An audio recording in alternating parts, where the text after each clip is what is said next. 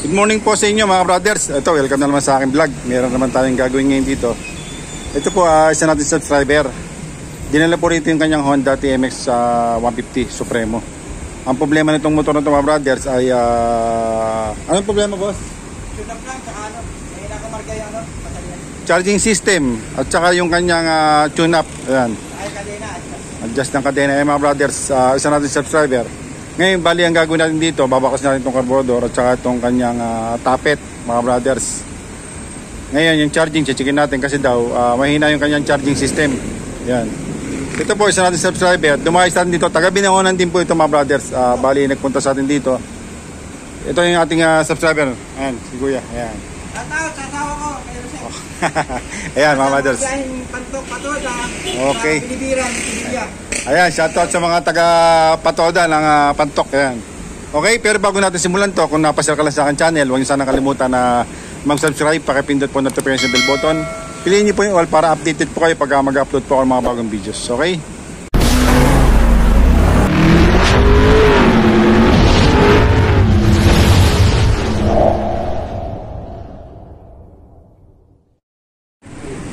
Okay mga brothers, to binaklasin natin yung carburetor niya.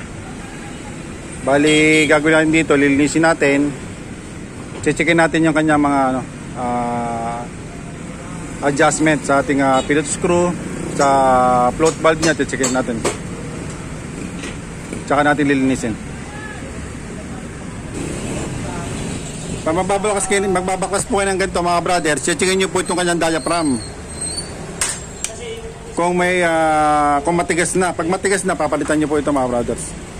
O kaya may butas. Kasi pag may butas po ito, yung kanyang hakab ay hindi na po kumpleto. Mayroon na pong hangin na tumatakas. Yan.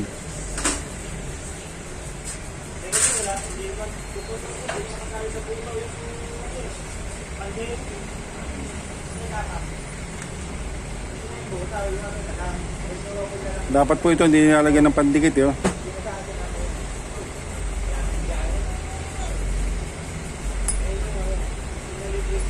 Puro pandikit, oh.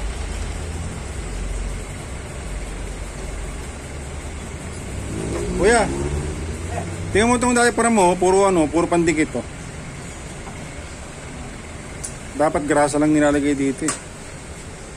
Ano yan, ikaw lang nakabukas nun, hindi pa nabubuksan. Hindi, binuksan na nila ito. Ay, yung sa ano pala, yung sa tagpos. Nilagyan na nila ng pandikit. Kaya naka-virgin.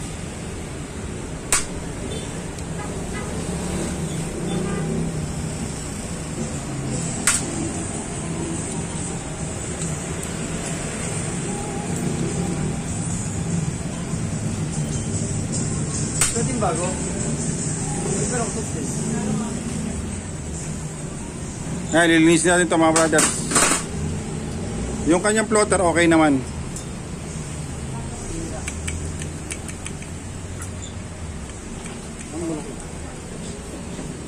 Hindi.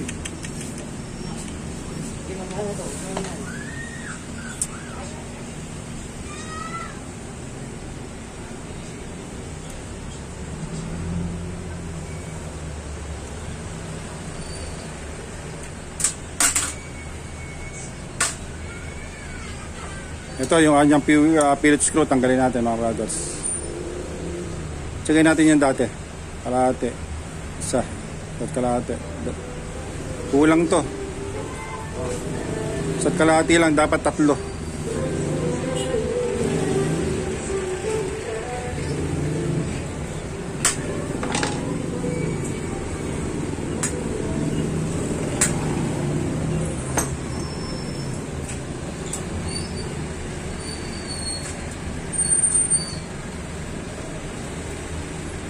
Okay, yan. Kompleto naman yung kanyang gasket saka o-ring sa washer. Ito, linisin natin to.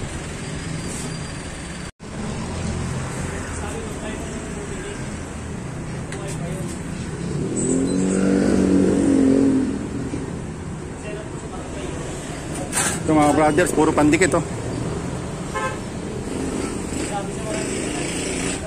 Tanggalin natin yung mga pandikit nakasayad po sa sa goma. Pag ito bumara sa butas, nako.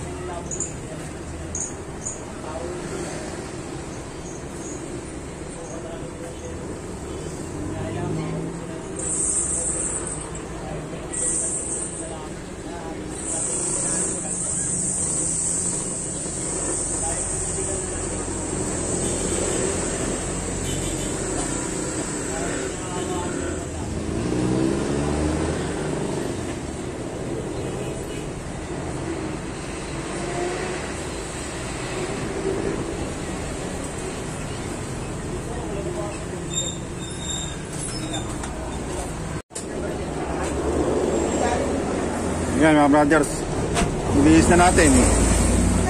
Napakaraming pandikit ito kanina.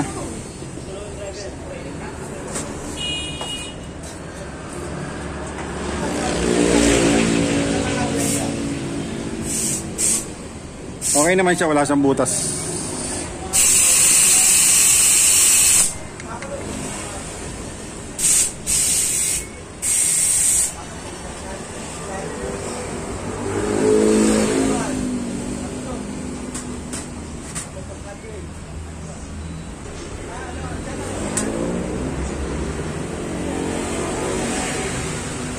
Screen.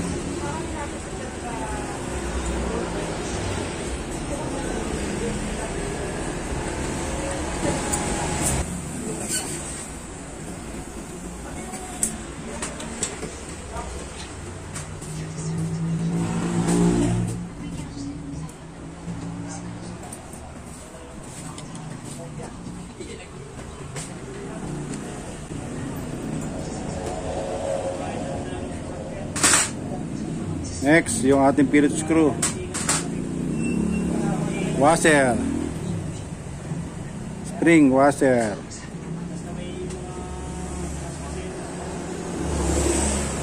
O-ring.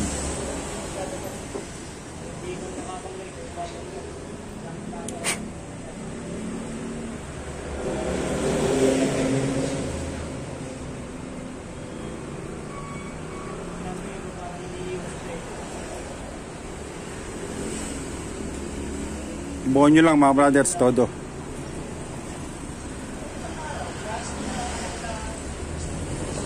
Tsaka yung magbilang ng 3 turns out.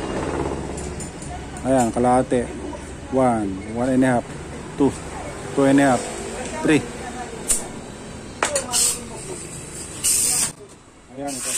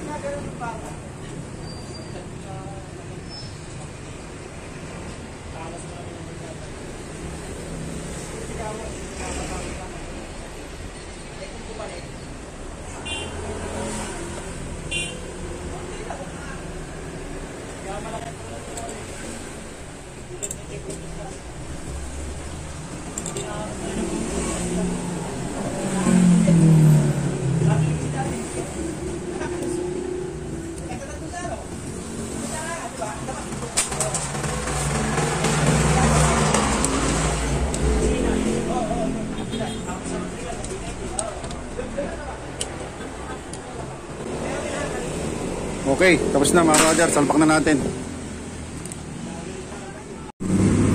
Okay mga brothers, ito, nakikawit na po natin yung carburetor nya. Ayan. Nakayos na natin yung kanyang settings. Ngayon dito naman tayo, mag-tune up tayo. Kailangan pa mag-tune up tayo nitong Suprema mga brothers. Kailangan naka-TDC siya.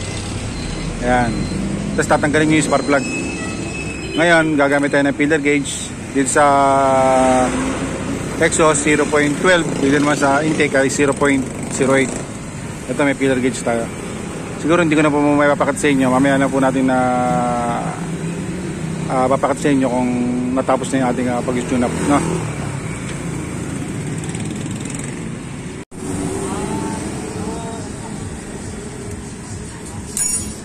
Yan, okay na mga brothers. Ito sa kabila, okay na.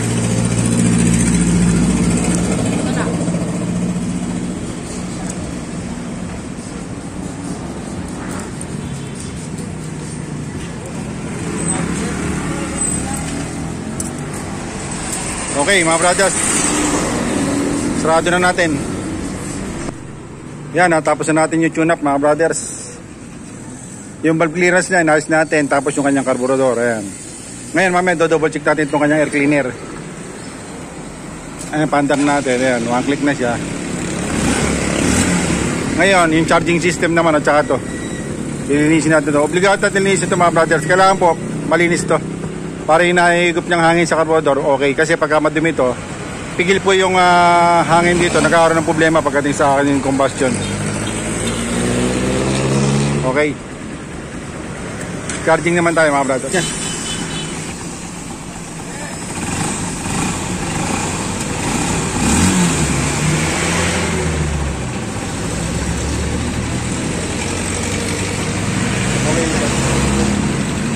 Okay mga brothers, sasurado na po natin to.